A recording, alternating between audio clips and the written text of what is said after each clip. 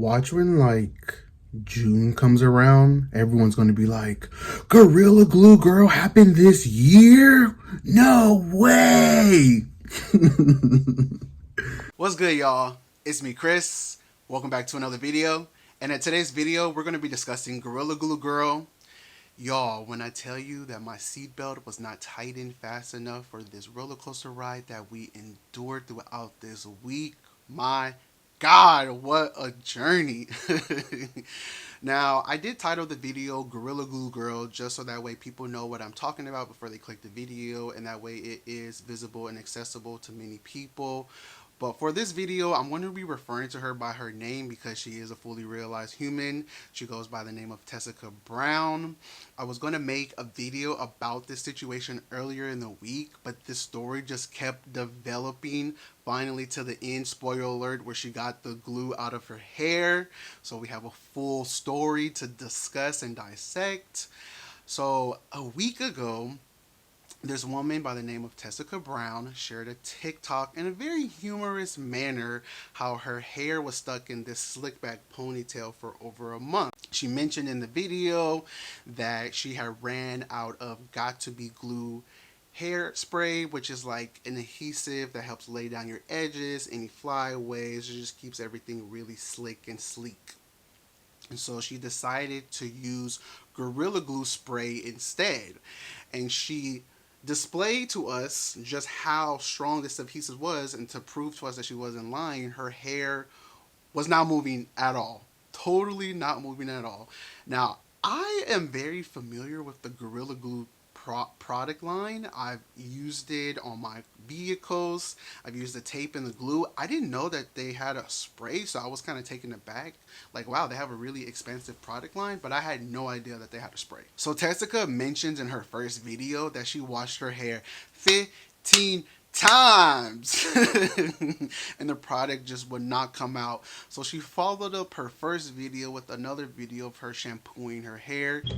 She shows us the shampoo bottle that is shampoo, and she squirts out some with her hand, rubs it into her scalp, and then uses a towel to wipe it away, and her hair has not budged at all. And I'm just in such tragedy because I know the severity of the situation. Following the next day after her initial TikTok went viral and spread across the internet, she realized the severity of her incident, and so she decided to go to the ER to see what could medical attention give to her. They tell her in the ER that it is possible to get the product out of your hair, but that's going to take 20 hours. She says, my sister and my mom can do it, and I would be much more comfortable at home removing the product. So they send her home with acetone wipes and sterile water, and there's a really unfortunate humorous video that was shared by her sister, in which you can see her applying the wipes and the sterile water, and you can just see Tessica is just not having it. She looks in extreme pain. She shared that it was a burning sensation, and that made it really difficult to get to the root of her hair, because the moment they applied any type of chemical, it just started to burn, and it was in excruciating pain. After Tessica's sister shared that oh no video on TikTok displaying just how much pain her sister was in from trying to remove the glue from her hair, I think a lot of people had realized the severity of her situation. I know myself, I just start feeling so much empathy from this and thought, like, I hope she can get some help. I hope people are hearing this. Like, does Gorilla Glue know about this? Are they going to say anything? And lo and behold, they did release a statement, and essentially their statement was thoughts and prayers. Like, they just reiterated what the product is and what is intended to be used, and that they were happy that Miss Brown was getting the medical attention that she needed. I'm really surprised that Gorilla Glue said anything at all. Like, the product is clearly labeled what its intended use is for, and has warning labels on what you should not use the product on, one of those being your skin. I know a lot of people were saying that Gorilla Glue was coming out just to cover their ass, but in actuality, no statement was needed because they've already done all their due diligence as a company, providing the proper labels on their products.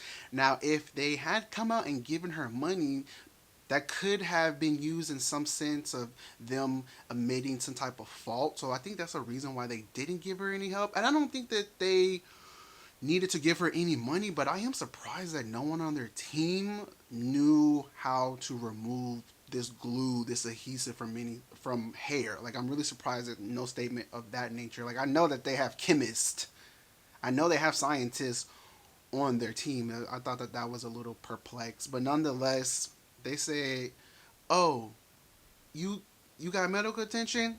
Deuces." So after Tessica and her sister had read up on what type of damage the glue could be doing to her hair and what that would mean for her scalp, she decided to start a GoFundMe with the intentions to raise $1,500 just for wigs, just because she didn't want to have to worry about that part once the glue was removed. So at this point, this story is picking up so much steam that like major news outlets and major publications are covering this.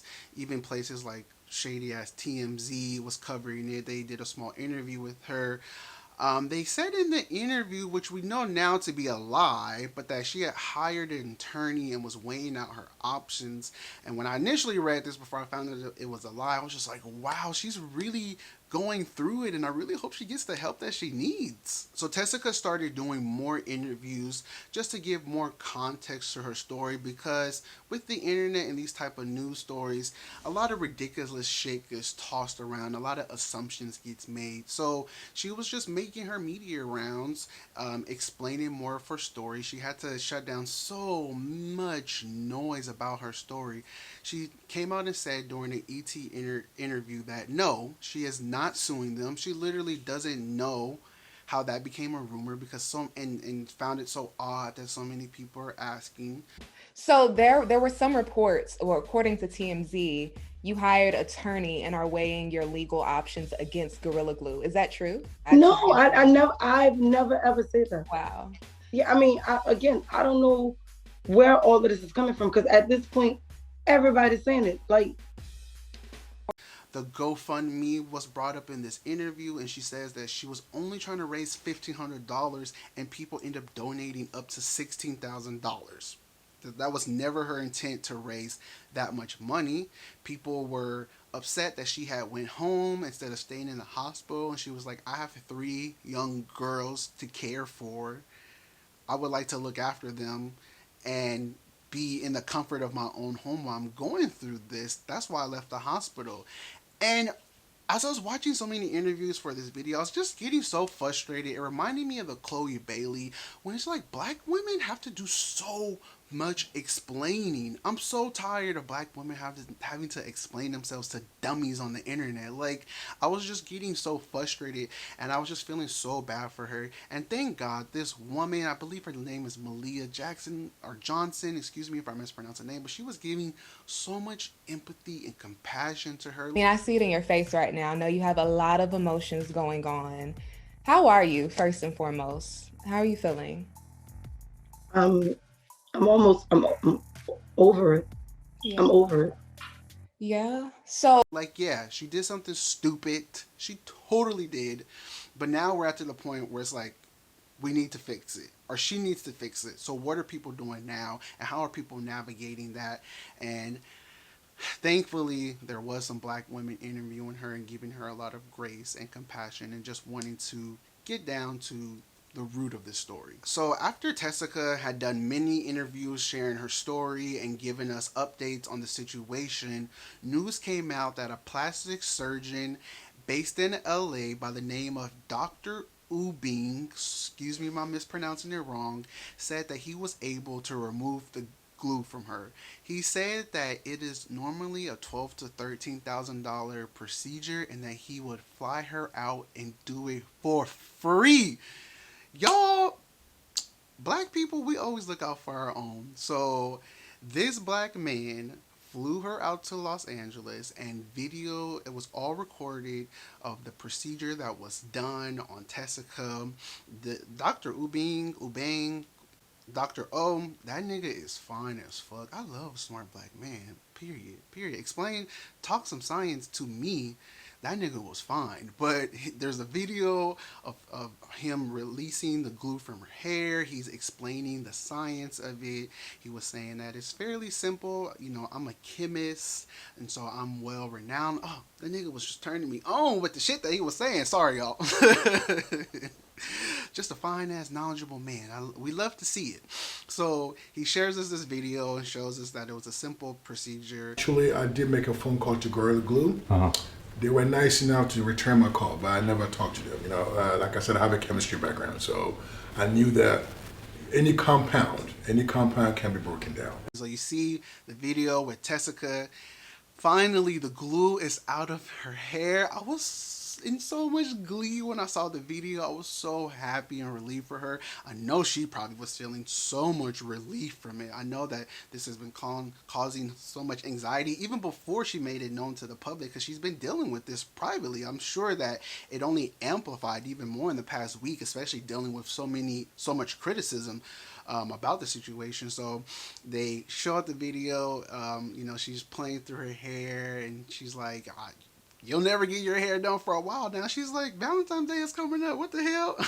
And I thought that was so cute, because regardless of that situation, like, you want a sense of normalcy back. So of course you would go back to getting some type of hairstyle. Like, the trauma that you've been through with your hair, not to get it done, nigga, please. And with all that money, psh, I am happy for her. I'm glad that she has her fairy tale ending. I'm glad that she got what she came to accomplish, was just some assistance on getting the glue out of her hair, and that was done within a week. I'm really surprised that we came to a resolution so quickly. Usually stories like this are developing, will go through months. I foresaw it being like an ongoing situation. That's also another reason why I didn't hop to make a video, but I'm so glad at the end of the day that the glue is removed and she can go back to living some life of normalcy. So for this part of the video, I just want to share my criticism and observations with the conversation around Tessica Brown, aka Gorilla Glue Girl, because I do think that there's a bit to talk about. I'll start off and say that, like, I initially was with the laughter. I was with the shock of it all and discussing how stupid that is, because yeah, at your big age as 40, I ain't gonna lie, I think a lot of us were really perplexed that somebody at that age, at that consciousness, could make such a simple mistake. But I understand we all do stupid shit, so I don't think that she should have suffered anything. But I definitely think it was worth, you know, doing a little dragging, doing it, being like, girl, are you okay? What's wrong with you? I felt like the tide of the conversation was starting to change when she was getting the attention that she was seeking for, the assistance that she needed. People were making so many assumptions, talking about that she was doing this for clout and financial gain, when she has shared in interviews afterwards that no, she literally was sharing this just to get assistance. And to me, she didn't even need to say that, because in her first video she talked about how she was already dealing with this for a whole month before she even shared it on the internet, because she was so embarrassed.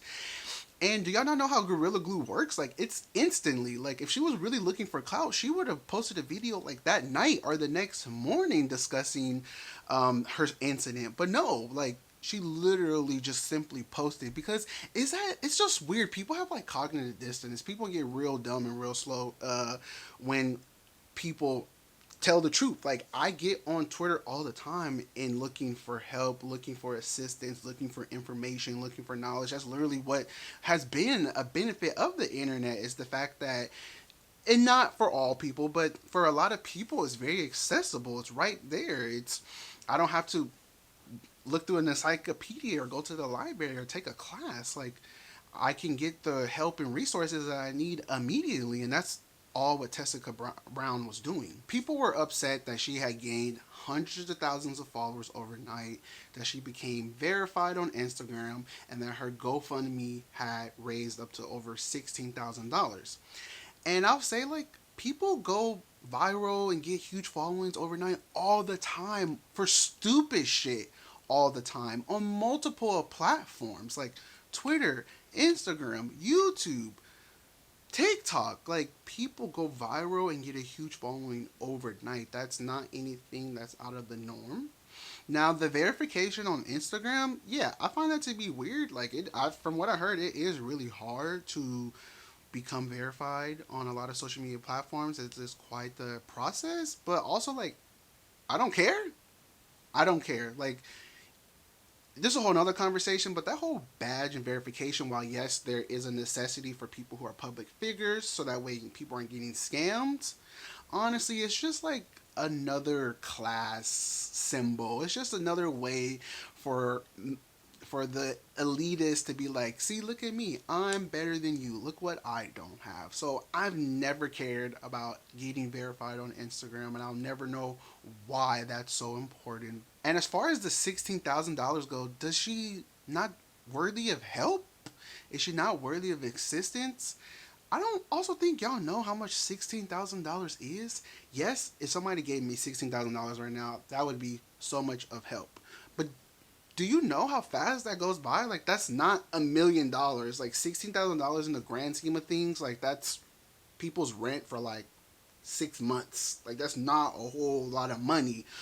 Y'all mad about some money that's gonna be gone in 6 months from now. Also, wanted to add in regards to the lawsuit, before we found out from Tessica herself that it was false, that even if she was pursuing legal action, it wouldn't be lost on me that some skeezy ass attorneys or lawyers would be trying to take advantage of this woman who just had a huge influx of cash. Like this dumbass right here on Twitter, literally trying to school us on some simple ass common sense, had whole ass lawyer in his bio. Like, there are some predatory people out there, so that easily could have ill-advised her. So I'm glad that that wasn't the case, but that definitely happens more than you think. Really, what I'm seeing with a lot of this conversation is just jealousy. And I hate to even say that, because a lot of times when people just simplify criticism to jealousy or hatred, it could be very reductive, and it also could be very reflective of said criticism. But that's all I can come up with. Like, it's okay, so you got into a situation where you needed help and you didn't get it, and someone else is getting assistance, and you're mad because you didn't get assistance. But guess what? It's not to be mad at her or mad at the people who are helping her. It's to be mad at the systems, because guess what? You deserved help too. We all deserve help. None of us deserve to suffer for making mistakes. We all deserve assistance. So don't be mad at Tessica Brown and the people that are supporting, because that doesn't harm you. That doesn't take away for any assistance that you can need. That's a very capitalistic mindset to think that, there's only so much, when in actuality there's enough for all of us to eat. So don't be mad at this woman who's in help. Be mad at the systems. Be mad at our social structures that don't provide you with the necessities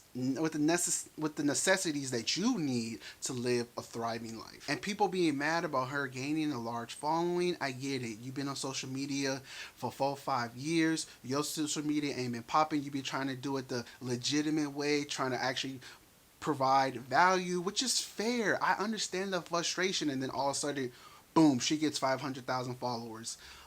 But like I said, that ain't got nothing to do with you, boo. That ain't got also nothing to do with her. Be mad about these white people that create these algorithms for black and brown creators to be suppressed and not visible. Be mad at that. Start your criticism there.